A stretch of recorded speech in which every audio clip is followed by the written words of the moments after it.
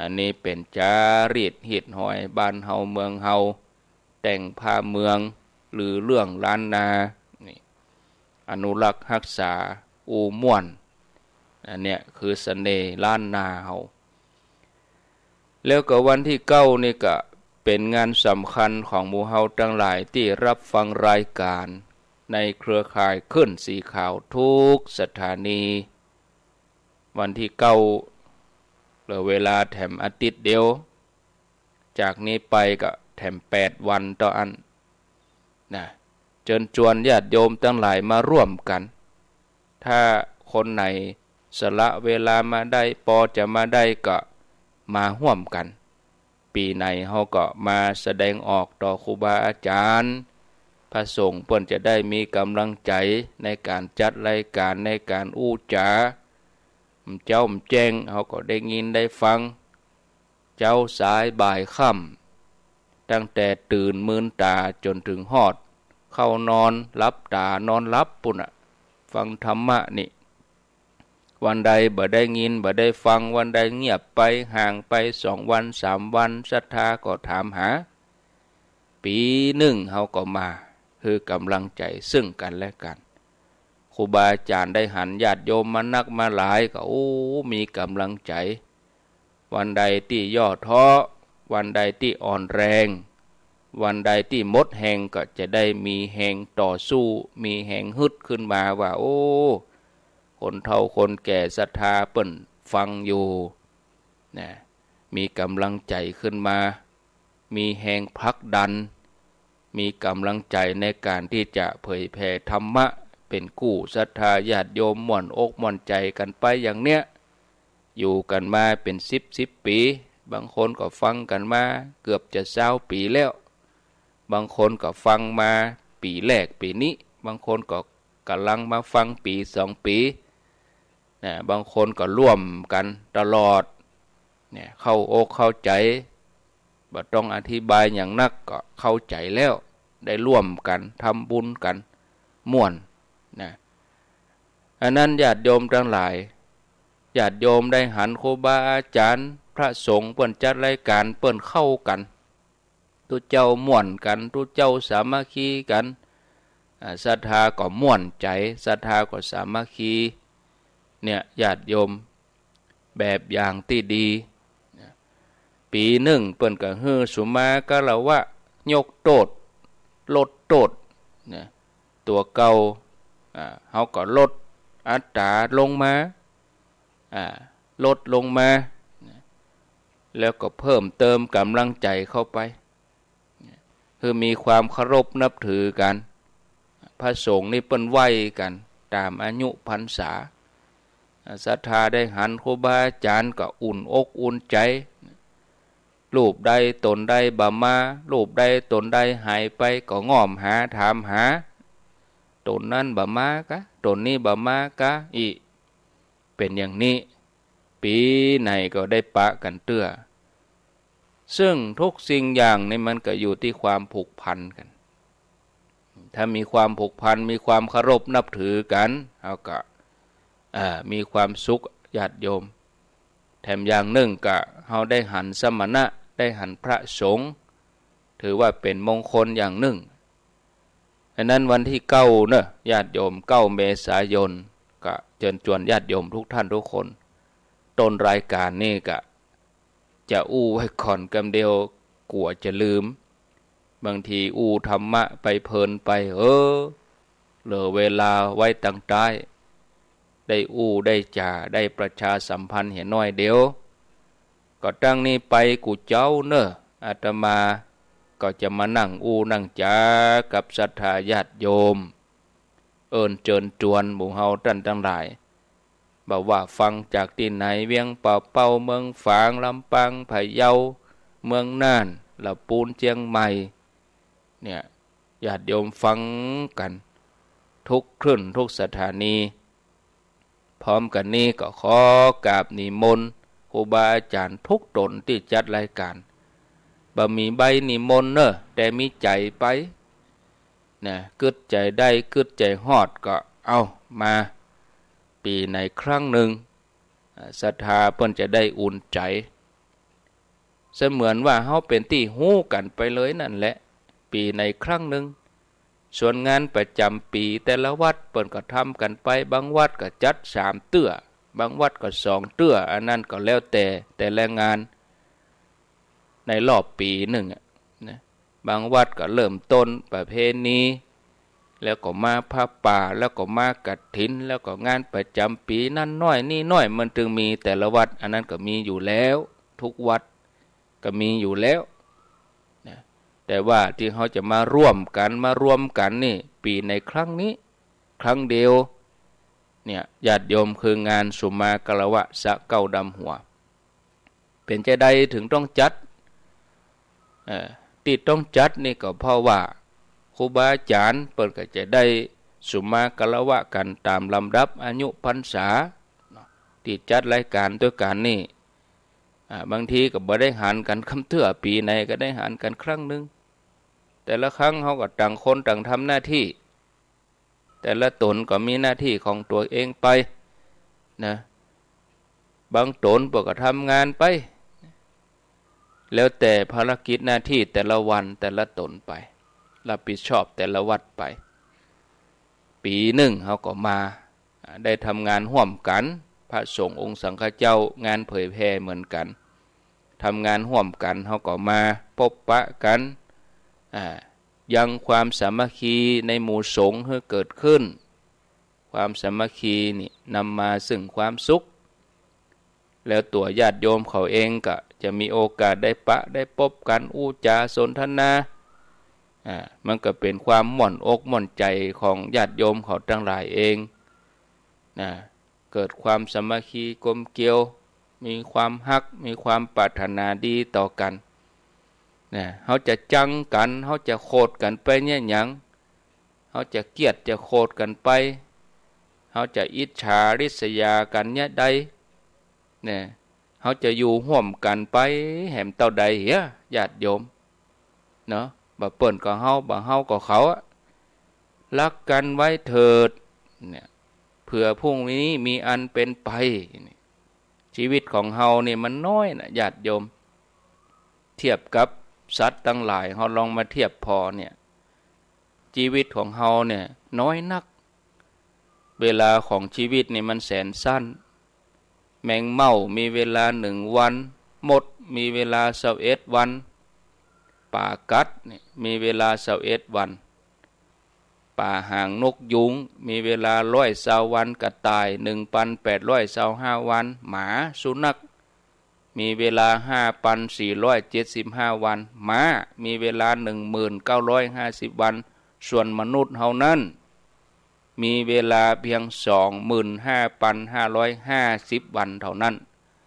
โดยเฉลี่ยเมื่ออายุ70 ปลายนี่นะถ้าเป็นจ้างก็ 30,000 กว่าวันถ้าเป็นเต่านี่อายุยืนน้อยเต่านี่ 73,000 กว่าวันทุกชีวิตเฮามีเวลาที่ธรรมชาติเปิ้นอนุญาตให้เฮาอยู่ได้เพียงตัวเอี้ยเปิ้นให้เฮาอยู่ตัวอีเน้อมนุษย์เฮาเนี่ยธรรมชาติเปิ้นฮื้อ 20,000 วัน 20,000 กว่าวันตามวงจรชีวิตของแต่ละคนแต่ละสายพันธุ์ถ้านับเป็นวันแล้วมันน้อยนะญาติโยมเอาง่ายอย่างเฮามีเงิน 20,000 กว่าบาทเฮาใจไปวันบาทบางทีวันหนึ่งเฮาใจเกิน1 บาทก็มีเงิน 20,000 กว่าบาทเนี่ยเฮามีสตางค์อยู่ 20,000 กว่าบาทเนี่ยแวบเดียวนะมันบ่ได้นักหนาอย่างนะญาติโยมนะโอ้ถ้านับเป็นวันแล้วเนี่ยมันน้อยยิ่งเป็นมนุษย์ซ้ำหายถ้าอายุหมอก80 ปีก็เท่ากับเวลาผ่านไปแล้ว 29,200 วัน 29,200 วันเวลาก็ยิ่งเหลือน้อยไปลดไปเสี่ยงไปน้อยไปเหลือเพียงบ่กี่วันบวกลบได้ก็บ่นักญาติโยมถึงจะมั่นใจว่าตัวเก่ามีเงินมีทองถึงจะมั่นใจว่าตัวเองสุขภาพดีอย่างได้ก็ตามญาติโยม จะทำบุญสูญตานจะทำความดีอันยังก็เฮ่งทำเหียเวลาเหลือน้อยสิ่งสำคัญอย่าลืมทำความดีให้นักทำบุญทำกุศลให้นักให้เสมอต้นเสมอปลายนะญาติโยมโดยเฉพาะทำความดีกับคนใกล้ชิดคนที่อยู่ห่วมกันเปื้อนห่วมงานเปื้อนห่วมโลกเนี่ยพอชีวิตของเฮาแต่ละคนแต่ละท่านถึงเฮากับเขานับถอยหลังไปเต้ากันเฮานับถอยหลังไปเต้ากันน่ะเฮาผ่าน3 เดือนเฮาก็3 เดือนเต้ากันตุเจ้า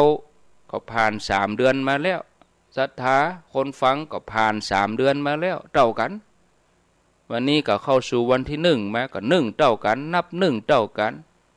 สิ้นสุดเต้ากันนะญาติโยมทั้งหลายแล้วจะเอาอันยังก็ความดีบุญกุศลนั่นน่ะอันอย่างบางสิ่งบางอย่างเล็กๆน้อยๆเฮาบ่ควรไปใส่ใจมากมายทำให้ใจเฮาขุ่นมัวบ่ได้กึดถึงบุญถึงกุศลนักๆญาติโยมท่านสาธุชนทุกท่านบุญเป็นเครื่องแห่งความสุขเป็นเครื่องแห่งความสำเร็จทุกอย่างนะตั้งแต่สมบัติที่เป็นโลกิยะไปจนถึงสมบัติที่เป็นโลกุตระการบำเพ็ญบุญกุศลไว้ในอดีตนับพบนับชาติบ่ถ้วนก็เพื่อเป็นเสบียงในการเดินทางข้ามห่วงแห่งทุกข์แห่งสังสารวัฏอันยาวนานบุญกุศลนอกจากจะส่งผลในช่วงชีวิตที่เฮาเวียนว่ายแต่เกิดอยู่ในสุคติภูมิก็ยังส่งผลให้เฮาได้สร้างบารมีอย่างสะดวกสบายเหมือนหลายคนหลายท่านที่ประสบพบปะอย่างบัดเดียวเนี่ยยังเฮาถึงสะดวกสบายยังเฮาถึงดูตั้งกินดูตั้งใจก็เพราะว่าบุญเก่าที่เฮาทำบุญใหม่ที่เฮาแทงเข้าไปแถมเป็นอุปนิสัยเป็นพลวะปัจจัยนะทำให้เฮายกใจตัวเองสูงขึ้นไปญาติโยมสมณะคือผู้สงบหมายถึงบรรพชิตที่บำเพ็ญเพียรสมณธรรมฝึกอบรมตนเองถึงพร้อมด้วยศีลสมาธิปัญญาโจรมีกายวาจาใจสะอาดบริสุทธิ์สงบปราศจากบาปอกุศลดำรงตนอยู่บนเส้นทางแห่งพระนิพพานคนที่ได้ได้พบสมณะถือว่าได้สิ่งที่ดีเป็นสิริมงคลเพราะหันแล้วเกิดความเลื่อมใสอย่างญาติโยมทั้งหลายไปกินไปทานงานบุญอย่างได้หันครูบาอาจารย์ทุเจ้าพระนายพระสงฆ์องค์เด่นเหลืองห่ำนั่งเป็นแถวเป็นแนวนี่มันม่วนอกม่วนใจเกิดบุญเกิดกุศลขึ้นในใจตัวเองเกิดความสุขถ้ามันผ่านวันนั้นไปแล้วเนี่ยโอ้เขาจะยะจิตใจแถมเขาจะทำอย่างใดแถมช่วงที่เขาจะทำงานช่วงที่เขามีงานเขาก็ทุ่มเทกำลังกายกำลังใจให้เต็มที่เมื่อผ่านวันนั้นไปแล้วเนี่ยเขาจะกึดถึงเขาจะมีความสุขหรือว่าเขาจะมีความง่อมใจโอ้เสียดายเนาะเขาไม่ได้ไปห่วมกับเปิ้นสักกรรมเสียดายเนาะเขาบ่ได้ไปเสียดายเนาะเขาบ่ได้ทำก็ได้แต่นั่งเสียดายเวลามันผ่านไปแล้วจะยะแถมกรรมก็ขอโทษเนอะไม่ใช่คำอายุเฮามีก็เท่าไปถึงวันปีหน้าเฮาจะได้ปะกันแถมก่อเฮาก็บ่ฮู้ทุกคนอ่ะผ่านมา1 ปีเจ้าหมู่เฮาหายไปกี่คนอ่ะพอคนข้างๆพอคนที่เคยฮู้จักบ่ใช่ว่ากล้าคนเฒ่านะคนหนุ่มก็มีเสี่ยงไปหายไปหมดไปเป็นรุ่นไปฉะนั้นชีวิตก็บ่ควรประมาทในสมัยของพระพุทธเจ้าวิปัสสีมีละอ่อนแม่หญิงคนหนึ่งเป็นลูกสาวของเศรษฐีประจำเมืองละอ่อนแม่หญิงคนนี้ขณะที่เล่นอยู่กับเพื่อนเล่นอยู่หน้าบ้านตามปกติเธอก็ได้หันพระพุทธเจ้าเสด็จมาบิณฑบาตด้วยความที่เธอเป็นคนฉลาดเพียงได้หันพระเดินผ่านมาก็บังเกิดความเลื่อมใสตรงเข้าไปยกมือไหว้ด้วยความเคารพในขณะที่ทำความเคารพนั้น ละอ่อนน้อยคนนี้เด็กหญิงคนนี้เธอสังเกตหันว่าบ่มีผู้ใดถวายภัตตาหารเลยละอ่อนนี่ก็เลยเอาขนมที่ตัวเก่าเกียมมาจะเอามากินตัวเจ้าหมูน่ะเอามาถวายทานใส่บาตรจนหมดด้วยจิตเริ่มใส่ในพระเจ้าวิปัสสีแล้วก็การทำบุญถูกต้องเนื้อนาบุญครั้งนี้เมื่อเสี่ยงอายุไขเด็กหญิงคนนี้เด็กน้อยคนนี้เติบใหญ่หมดอายุไขแล้วก็ไปเกิดเป็นเทวดาเทพนาลีอยู่บนสวรรค์จันดาวดึงส์ปุ่นเป็นมเหสีของเท้าสกเทวราชองค์อินถึง36 ครั้งเมื่อได้มาเกิดเป็นมนุษย์ก็ได้เป็นมเหสีของเจ้าจักรพรรดิ50 ครั้งเธอปรารถนาสิ่งใดก็สมหวังตลอดชีวิตการเวียนว่ายตายเกิดในสังสารวัฏบ่เคยตกในอบายภูมิเลยอยู่ในแต่สุคติภูมิเมื่อมาถึงภพชาติสุดท้ายในสมัยพระเจ้าสมณโคดมของเฮาเธอก็ได้มาเกิดในตระกูลพราหมณ์ชื่อว่าโรหินีเกิดอยู่ในเมืองเวสาลีกลายเป็นคนที่ผู้อื่นฮักไผหันก็ถูกชะตามีความฮักความอินดูในหมู่ญาติสมบัติก็เกิดขึ้นมากมาย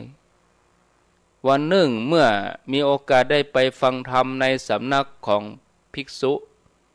เธอได้ฟังธรรมถึงเรื่องความบัดเตี้ยงของสังขารเธอพิจารณาด้วยใจเป็นธรรมพิจารณาไปปล่อยใจไปตามกระแสธรรมก็ทำให้จิตใจหยุดนิ่งใจสงบสามารถหู้แจ้งหันจริงในที่สุดก็บรรลุเป็นโสดาบันฟังธรรมเรื่องความบัดเตี้ยงของสังขารนี่เนี่ยญาติโยมต่างจากหมู่เฮาเวลาปนอู้ถึงเรื่องเกิดแก่เจ็บตายแล้วเนี่ยใจอ่อนโอ้บ่ใครเท่าแต่เฮาต้องเท่าอ่ะเฮาบ่อยากเท่ามันเวลามันก็ไล่เฮามาเฮาเท่าสู้เฮายอมรับความจริงเหี่ยเฮาจะได้ไม่ประมาทแต่คนถึงวันนี้ตั้งอยู่ในความประมาทว่าตัวเองบ่เท่าเตื้อก็เลยบ่ยอมรับความจริงเมื่อบ่ยอมรับความจริงก็เป็นทุกข์อยู่หั่นถ้ายอมรับความจริงก็หันธรรมะนั่นคือหันความบัดเตี้ยงเหมือนลูกสาวเศรษฐีคนนี้เนี่ยเมื่อปิกมาบ้านก่อมปรารถนาที่จะอยู่ครองเรือนเพราะหันว่าตลอดชีวิตที่ผ่านมานับพบนับจัดบ่ถ้วนการใช้ชีวิตการครองเรือนนี่ก็บ่มีแก่นสารอะไรยังนะเพราะเธอเคยเสวยความเป็นใหญ่ในมนุษย์สมบัติในทิพยสมบัติเป็นเทวดาก็ไปเกิดมาแล้วไปเป็นมาแล้วเป็นมเหสีของเท้าสกเทวราชก็เป็นมาแล้วเป็นมเหสีพญาเจ้าเมืองก็เป็นมาแล้วเธอก็เลยมุ่งแสวงหาสมบัติอันสูงสุดคือมรรคผลนิพพานนะแต่พ่อของเธอบ่อนุญาตโอ้ยังหนุ่มยังน้อยฐานะก็ดีหน้าตาก็ดีพ่อก็บ่อนุญาตเธอก็บ่ได้น้อยอกน้อยใจมันมันจ๋ามันบอกให้พ่อถึงความปรารถนาถึงความตั้งใจของตนนะแล้วก็พรรณนาคุณพระศรีรัตนตรัยอยู่ตลอดเวลาให้พ่อฟังพ่อนี่เปิ้นเป็นพราหมณ์นี่เคร่งครัดในศาสนพิธีก่อมปรารถนาจะให้ลูกสาวเปลี่ยนจากพราหมณ์ไปเป็นพุทธเมินเข้าพ่อก็สงสัยว่าเป็นจะใดลูกสาวเฮาเนี่ยยังมาเลื่อมใสในรัตนตรัยพระพุทธพระธรรมพระสงฆ์ลูกสาวเฮาอย่างมาสรรเสริญคุณพระรัตนตรัยอยู่อย่างนี้ตลอดก็เลยถามลูกมานี่ก่อนลูกเอ๋ยก่อนจะรับจะนอนลูกก็อู้ถึงสมณะตื่นก็อู้ถึงสมณะนะอู้ถึงแต่สมณะ หันทีลูกคงท่าอยากจะบวชเสียเหลือเกินก้านี่โรหินีลูกเอ๋ยนะลูกได้ถวายข้าวน้ำอย่างสมบูรณ์แก่สมณะเป็นประจำพ่อขอถามลูกกำเพราะอันหยังสมณะเหล่านั้นจึงเป็นที่เคารพเป็นที่ฮักของลูกหมู่สมณะล้นบ่ชอบทำงานเกียจคร้านได้แต่อาศัยคนอื่นเลี้ยงชีพเพราะเหตุใดสมณะเหล่านั้นถึงเป็นที่เคารพแก่ลูกล่ะเมื่อลูกสาวได้ฟังพ่อถามอย่างนั้นมีโอกาสที่จะได้ตอบพ่อโรหินีก็ตอบพ่อว่าสมณะในพุทธศาสนานี่มีพระคุณต่อลูกเป็นเนื้อนาบุญอันเลิศของโลกบ่มีนาบุญอื่นใดยิ่งกว่าสมณะทั้งหลายสร้างบารมีเป็นผู้ปรารถนาความเพียรบ่มีความเกียจคร้านทำแต่งานอันประเสริฐที่สุดคืองานขจัดกิเลสอาสวะตัณได้ละราคะโทสะโมหะหมดเสี่ยงสมณะเหล่านั้นเลยเป็นที่เคารพของลูกสมณะทั้งหลายกำจัดบาปอกุศลคือโลภะโทสะโมหะทำแต่งานสะอาดจึงละบาปได้กายกรรมของสมณะเหล่านั้นสะอาดวจีกรรมสะอาดมโนสะอาดไร้มลทินบริสุทธิ์ทั้งภายในภายนอกดุจหอยสังดุจมุกนะที่ขาวสะอาดพ่อเมื่อได้ยินได้ฟังลูกพรรณนาคุณของสมณะซึ่งบ่เคยได้ยินมาก่อนว่าลูกของเฮาจะมีความคิดอย่างนี้พ่อก็เลยอัศจรรย์ใจคล้อยตามกำอูของลูกก็เลยถามต่อไปว่าสมณะของลูกมีกุลอะไรอย่างแถมลูกสาวก็บอกว่าสมณะของลูกนี่เปิ้นเป็นพหูสูตรสดับรับฟังมานักเป็นอริยะตั้งอยู่ในธรรมมีจิตเป็นอารมณ์เดียวมีสติแสดงอัตแสดงธรรมบ่อู้เรื่องไร้สาระสมณะเหล่านั้นอู้ด้วยปัญญาบ่ฟุ้งซ่านหูที่สุดแห่งทุกข์นะสมณะเหล่านั้นบ่สะสมเก็บของอยู่ในยุ่งฉางบ่เก็บไว้ในหม้อแสวงหาโดยชอบสัมมาอาชีวะยังชีวิตให้เป็นไปด้วยปัจจัยเฉพาะหน้าบ่มีกังวลท่านออกจากตระกูลต่างๆชนบทต่างกันมาจากตระกูลต่างกันมาจากวรรณะต่างกันแต่ท่านเหล่านั้นก็มีความฮักซึ่งกันและกันบ่มีการทะเลาะวิวาทกันเหมือนเจ้าโลกทั่วไปพ่อก็ถามว่าลูกเหยโรหินีลูกฮักลูกมีความเชื่อมีความเคารพในพระพุทธพระธรรมพระสงฆ์ลูกเกิดมาในสกุลเพื่อประโยชน์แก่หมู่เฮาโดยแท้ลูกหูจักรัตนตรัยว่าดีกว่าเป็นบุญญาเขตสมณะเหล่านั้นคงรับทักษิณาทานของลูกบ้างเพราะว่าบุญตั้งไว้คงมีผลไพบูลย์แก่เฮาเป็นแน่เมื่อลูกสาวหันว่าพ่อเริ่มมีศรัทธาเลื่อมใสในรัตนตรัยลูกสาวก็แนะนำให้พ่อไปนิมนต์พระพุทธเจ้าพร้อมกับพระสงฆ์มาฉันภัตตาหารที่บ้านพ่อก็ทำตามอันเนี้ยลูกจักนำพ่อให้เข้าวัดลูกจักนำพ่อแม่ให้มามีศรัทธาจากมิจฉาทิฏฐิก็มาเป็นสัมมาทิฏฐิพ่อก็ทำตามเข้าถึงรัตนตรัยพระพุทธพระธรรมพระสงฆ์เป็นสรณะจากนั้นเธอก็ขออนุญาตออกบวชสั่งสมบุญบารมีบุญเก่าก็นี้ก็มีบุญใหม่ก็เปาะเจาะพอดีกันบวชไปบ่เมินบ่นานเป็นอรหันต์เป็นภิกษุณีบรรลุธรรมปฏิสัมภิทาญาณได้เป็นอรหันต์ศรัทธาญาติโยมเขาจะหันว่าอานิสงส์ที่เกิดจากการได้หันสมณะนั้นมันบ่ใช่เรื่องเล็กๆน้อยๆนะสมณานันจะทัสนังนี่เปิ้นว่าเป็นมงคลจะนำความสุขความเจริญก้าวหน้ามาสู่ตน เพียงแต่หันแล้วเราก็ทำใจเลื่อมใสบุญเกิดขึ้นมากมายยิ่งถ้าเรามันอาบน้ำฟังธรรมจากท่านญาติโยมเขาทั้งหลายบัดเดียวเนี่ยสะดวกสบายนอนฟังก็ได้เปิดวิทยุฟังเมื่อเขาฟังเขาก็นึกถึงบรรยากาศว่าครูบาอาจารย์ตนนั้นรูปนี้เปิ่นกำลังบรรยายธรรมให้เขาฟังเฮามีวิทยุอยู่ที่บ้านก็เหมือนเฮานิมนต์เปิ้นไปในบ้านเฮาเป็นมงคลอย่างน้อยก็มีกู้อยู่ในวิทยุนี่วบนี่สมนานันจะทัสนังเอตัมมังคลมุตตมัง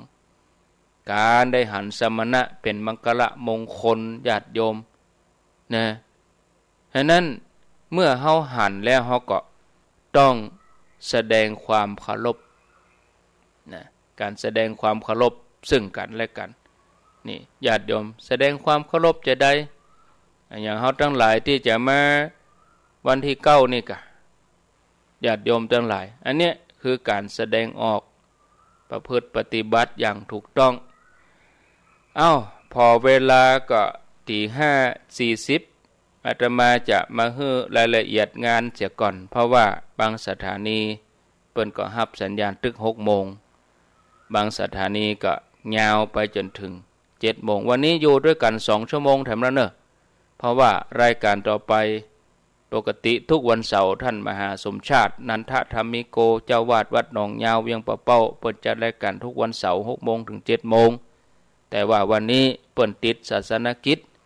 บ่สามารถที่จะมาดำเนินรายการจัดรายการได้อาตมาภาพก็จะทำหน้าที่ไปวันพุธก็เหมือนกันเนอะวันพุธก็อยู่ด้วยกัน1 ชั่วโมงวันพุธนี่เป็นวันอาทิตย์ก็คันเห็น1 ชั่วโมงท่านพระครูวรธรรมนาถก็4:00 ถึง 5:00นะแล้วก็5:00 ถึง 6 โมงก็อาตมาภาพก็คันรายการเห็นหน่อยเพราะว่ามันใกล้งานแล้วเนี่ยญาติโยมต้องมานั่งนั่งจ๋าเมื่อค่ำยามคืนถ้ามีเวลาก็จะเข้ารายการเห็นหน่อยสักเกิงชั่วโมงเมื่อคืนนะเข้าเห็นสัก2 ทุ่มถึง2 ทุ่มเกิง2 ทุ่มเกิงก็ตัดสัญญาณเอาเวลาไปให้ครูบาอาจารย์นะอันนี้ก็แจ้งญาติโยมทั้งหลายไว้วันนี้หลายท่านอาจจะแปลกหูแปลกใจปกติก็จะเป็นธรรมะภาคภาษาปากยอวันนี้เป็นกรณีพิเศษไปจนถึงวันที่7วันที่7ที่8 เมษายนพุ่นน่ะเนอะเนี่ยจะได้มาเนาะญาติโยมเนาะใกล้งานแล้วก็บอกเชิญชวนญาติโยมเห็นน้อยก็กรรมอันก็จะลืม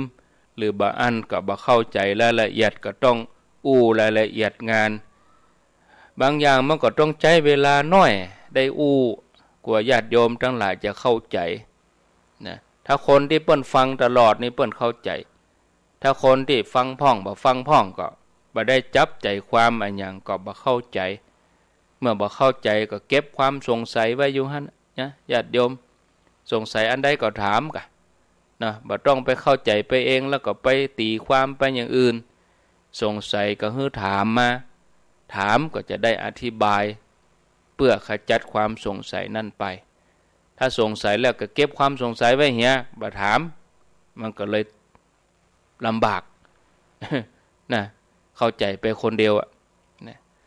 เอาละเนาะญาติโยมมารายละเอียดงานใครทำอะไรที่ไหนอย่างไรเมื่อไหร่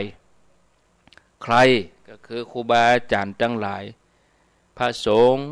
ที่เปิ่นจัดรายการตึงมดตึงมวลนี่นะแล้วก็ตัวญาติโยมเขาเองแล้วเปิ่นจะเนี่ยหยัง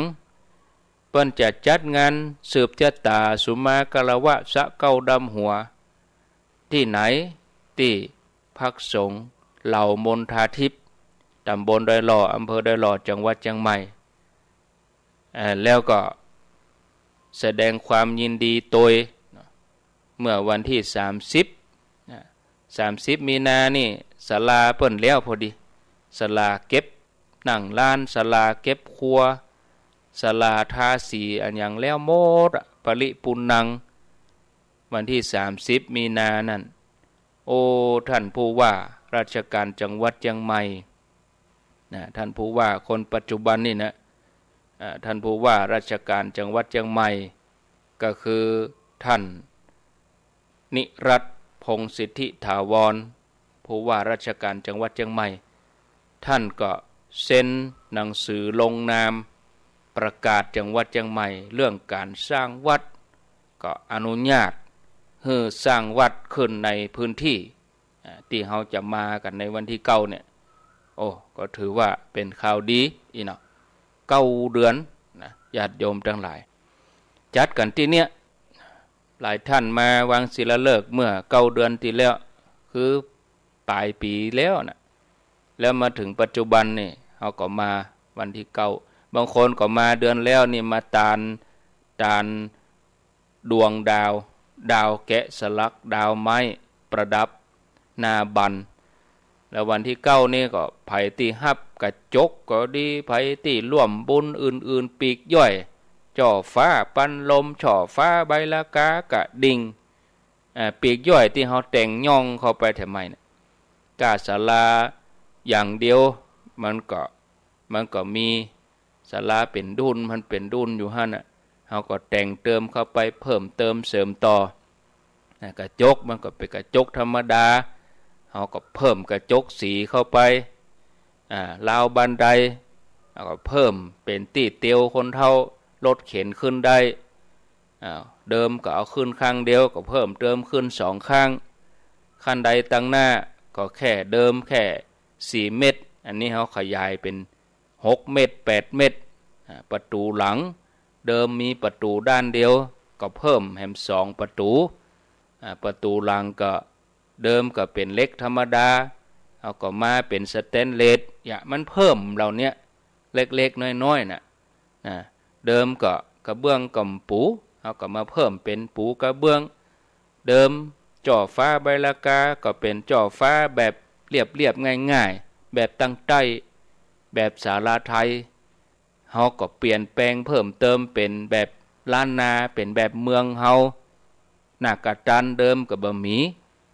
เข้าทีว่าจะเอาเล็กเข้าใส่จะเอาเล็กเข้าใส่เป็นเล็กเป็นเอากำตีอันจ่ายคาแล้วเอามากำกับอาคารกับตัวอาคารดูแล้วมันก็เถอะทะมันบ่เปิงก็เปลี่ยนเป็นหน้ากระตันเหล่านี้นั้นมันก็ใจงบประมาณทั้งนั้นญาติโยมเอาตั้งหลายก็ร่วมกันทุกคนทุกท่านทุกฝ่ายเจ้าภาพเปิ้นเป็นรักให้เฮาอุปมาก็เหมือนบ้านหลังหนึ่งเปิ้นมาสร้างบ้านให้เฮาหลังหนึ่งแล้วอย่างอื่นที่เฮาต้องการเพิ่มเติมติดมุงลวดกะเนาะใส่ผ้าม่านกะเฮาพอใจอันนี้เฮาจะเพิ่มเติมอันนั้นเฮาก็ต้องจ่ายเองกระเบื้องสีนั่นสีนี่เจ้าบ้านเลือกใส่เองเฟอร์นิเจอร์โต๊ะเตียงตังเฮาก็ต้องซื้อใส่เองอุปมาก็เหมือนรถกันหนึ่งออกจากศูนย์ออกจากโรงงานเฮาฮือมันงามเอาก็แต่งเติมเอาคนเดียวศาลาก็เหมือนกันเขาก็แต่งเติมอย่างแต่นพระฐานพระเดิมก็ต่ำสูงแค่150 เซนเม็ดเกิงสูงนะโอ้ถ้าเม็ดเกิงยังเก่านี่พระเจ้าไปวางแล้วก็โอ้หมดท่าเพราะว่าบางที่เขาจังหันเอาครัวไปตำเอาครัวไปวางไปตำเปียงหน้าอกพระเลยอันนี้ยกพระขึ้นสูงปุ่นแต่นก็ยกขึ้นแถมจันเราเนี่ยมันเป็นเงินเป็นทองทั้งนั้นกระเบื้องเดิมกับปูแต่ปื้นแบบเดี๋ยวนี้เขาเอาบุผนังรอบหมดเลยไฟเดิมก็มีบกี่จุดเพิ่มเติมไฟเข้าไปแถมให้มันสว่างสวัยให้มันเปล่งแจ้งดาวติดหน้าแหนบหน้าจั่วเดิมแบบมีเดิมก็คงจะฉาบปูนติดกระเบื้องติดแผ่นเรียบก็ดูเรียบอย่างนั้นมันก็ทื่อๆมันเรียบอันนี้เขาก็ร่วมกันตีตารางแปลงยางม้าต่างไหมเป็นช่องเสร็จเรียบร้อยก็เอาดาวเอาดวงดาวเข้าใส่ก็งดงามขึ้นมาแต่งเติมเพิ่มต่อเนี่ยญาติโยมมันเป็นอย่างนี้อันเนี้ยสถานที่วันที่9เขาก็มาดูมาทำมาร่วมบุญกันอย่างไรทำอย่างไร อย่างไรวันที่เก้าสถานที่เหล่ามนทาทิพย์อย่างไรก็คือไม่ง่าย9 โมง 10 โมงนี่ก็มาสืบจัตตาวิธีการสืบจัตตาก็เฮือศรัทธาเอาฝ่ายเอาได้มาคนเดียวคนไหนก็3 วาเนอะหมู่เฮาทั้งหลายเกียมลูกบ้านมาเหี่ยอยู่ว่างๆฟังทุเจ้าฟังอาตมาแล้วก็เอาฝ่ายเอาได้มาม้วนวัดเอา3 วาก็เอาไม่ยับตัดไว้แล้วก็เขียนเอาใส่ในถุงไว้อันนี้ฝ่ายสืบจัตตานะต่อไปก็เกียมส้มปล่อยเกียมดอกคำฝอยเกียมดอกแก้วใส่ถุงพลาสติกเอาหนังยืดหัดไว้อันนี้ตั้งใจจะเอาไปดำหัวทุเจ้าวันที่เก้าเนี่ยเกียมไว้ถ้าเฮาเจตนาภาวนาเป็นเจ้าภาพยอดสั่งปัจจัยที่บอกว่าลายละ500นี่คือเจตนาทานตนในปัน5ญาติโยม500ก็3 คนก็เข้าตนคนที่บ่ถึง550กะ20กะ100กะก็หอมได้บ่ขัดข้องนะจะไปดูหมิ่นเงินน้อยเงิน10เงิน20นี่เปาะกันมันก็ได้เป็น100เงิน100 200เปาะกันก็ได้เป็นพันอันนั้นเฮาก็เอาไปปักต้นใหญ่หลายย่อยนี่เอาไปปักต้นใหญ่เสร็จแล้วเพิ่นก็เอามารวมกันนับเฉลี่ยครูบาอาจารย์มีกี่ตนก็ตานเพิ่มเติมเข้าไปที่เปิ้นอยู่ไกลเนาะถวายเพิ่มเข้าไปการน้ำหมูกน้ำมันก็เหมือนญาติโยมเขาได้ตานนั่นแหละจะไปน้อยอกน้อยใจเนอะแล้วจะไปตีความลายย่อยลายร้อยเปิ้นมาฮับเปิ้นจะฮับ500น่ะบัดใจอย่างนั้นไปเข้าใจคนเดียวเข้าใจแล้วก็เอาเจ้าหมูยุ่ง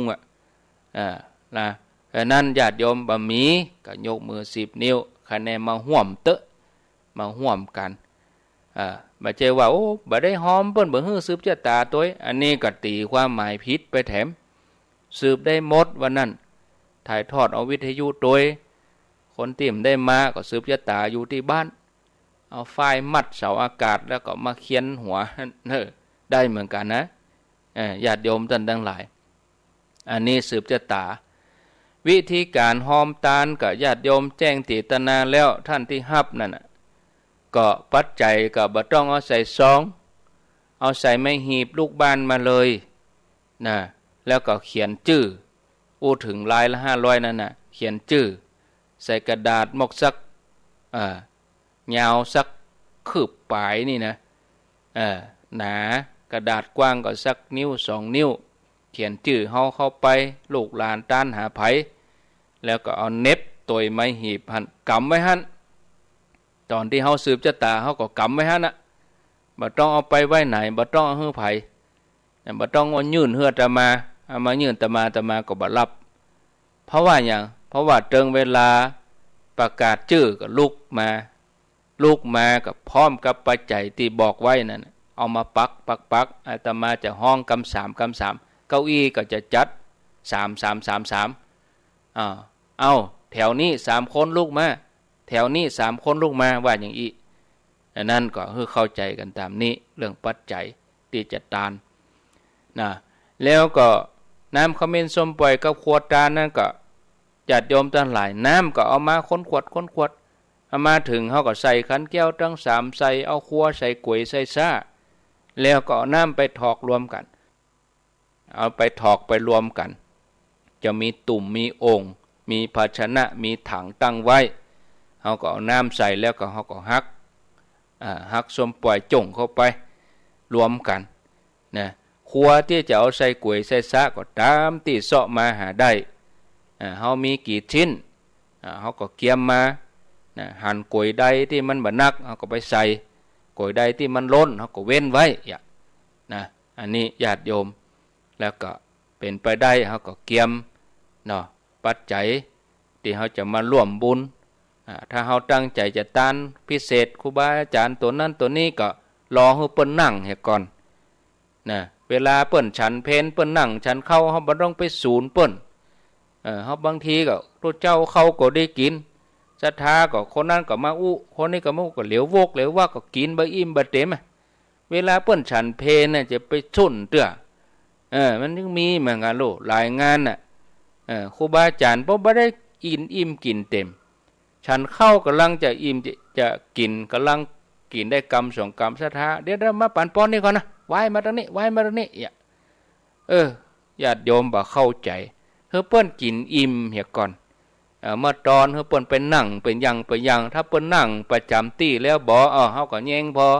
ตนนั้นตนนี้เฮาก็เข้าไปหาเปิ้นอันนี้ก็สบายสะดวกดีหรือบางอันก็เฮาก็นั่งอยู่หั่นบ่กล้องหันเปิ้นเตียวเข้ามาในงานเปิ้นไปพักที่หั่นที่นี่เฮาก็ไปตานก็ได้นะเวลาเปิ้นฉันกะอย่างกะเนี่ยเฮาบ่ต้องไปสุ่นเปิ้นนะญาติโยมเขาทั้งหลายเด้ออันนี้ข้อสำคัญญาติโยมจะเกียมภัตตาหารเพลมาเลี้ยงก็เจริญพรเกียมมาเอามาเปาะมาหอมกันเลี้ยงครูบาอาจารย์ญาติโยมก็เจริญพรเหมือนเฮาทำกันทุกครั้ง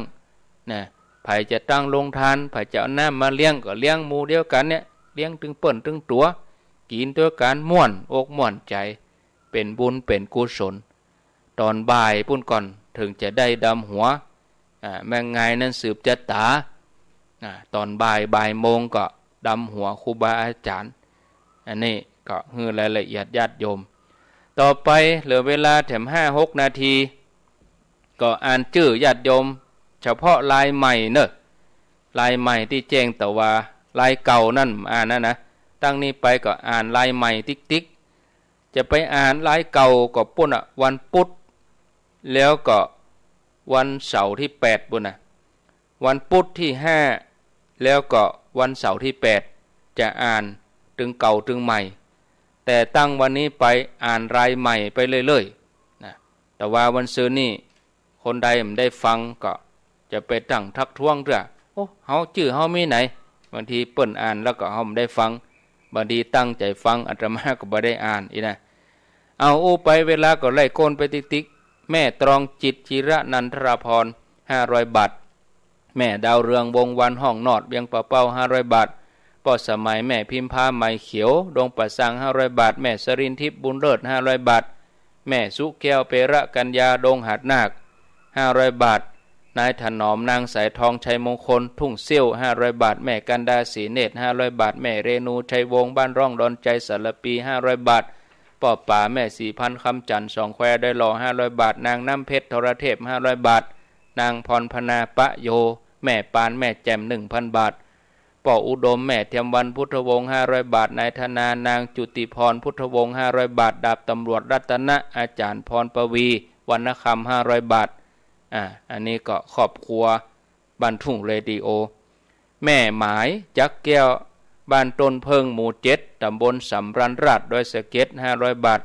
แม่เรือนแก้วเลิศล่าบ้านร่องดอนใจ500 บาทป้อใจแม่ตำเกื้อการุณวงศ์500 บาทป้อสุพจน์แม่จันทนาตาวงศ์500 บาทนางสาวนัทกมลแซ่กุย500 บาทแม่จันจิลานินโขง500 บาทแม่สีบุตรสีดิปา500 บาทแม่จันสวยปันตะ500 บาทแม่จันฟองสีดิปา500 บาทบ้านปักตังเจริญจบครบถ้วนเอาปอนกันเหตุกรรมก่อนเอาปอนถึงวันอันนั้นเวลาถึงวันตาลวันที่9เฮาน้อยใจเฮาได้ปอนอาตมาปั่นเฮือถึงวันเนอะปั่นเฮือกูเจ้าอ่านชื่อแล้วก็ปั่นปอนอ่านชื่อแล้วก็ปั่นปอนฉะนั้นจะไปน้อยใจเนาะปั่นฮือถึงวันอยู่แล้วบ่ใช่เฉพาะคนหอมกับคนฟังกับปั่นฮือหมดนะสัพพิติโยวิวัชชันตุสัพพะโลโกวินัสสันตุมาเตภวัตวันตรายโยสุขีทีคายุโกภวะอภิวาทนาสีลิสะนิจังวุธาปจายโนจัตตาโลธรรมาวัฏันติอายุวันโนสุขังปลังของที่แม่จงดีฝากมานี่กับของป้อใจแม่ตำเขานี่เนอะป้อหมออินทร์เชื่อกันทา500 บาทแม่จงดีเชื่อกันทาแม่บัวพัดกุลันนี่นะเปิ้นแจ้งมาแล้วก็ของผู้สูงอายุปตเวียงเปิ้นฝากมาเนาะอนุโมทนาดำหัวป้อนานพรหมพิริยะแม่สุรดารัตนมงคลชัย ป้อนนานป้อนฟังตลอดบ้านสันทรายของน้อย500 บาทเนาะแล้วก็มีแม่จันเที่ยงจันดวงโอดเนาะอนุโมทนาจำนวน200 บาทแล้วก็มีนางบัวผันปินตาอ้ายอยู่แม่ใจใต้เวียงฝาง100 บาทก็อนุโมทนาอยู่ดีมีสุขเหมือนกันกูคนกูตันเนอะตอนนี้ไปก็ลาศรัทธาญาติโยมปะแห่มกรรมชั่วโมงที่2ฟังรายนี้ไปไหนเตื้อถ้าสถานีบางตีตึก6 โมงก็ไปฟังทางออนไลน์เนอะฟังทางออนไลน์เอา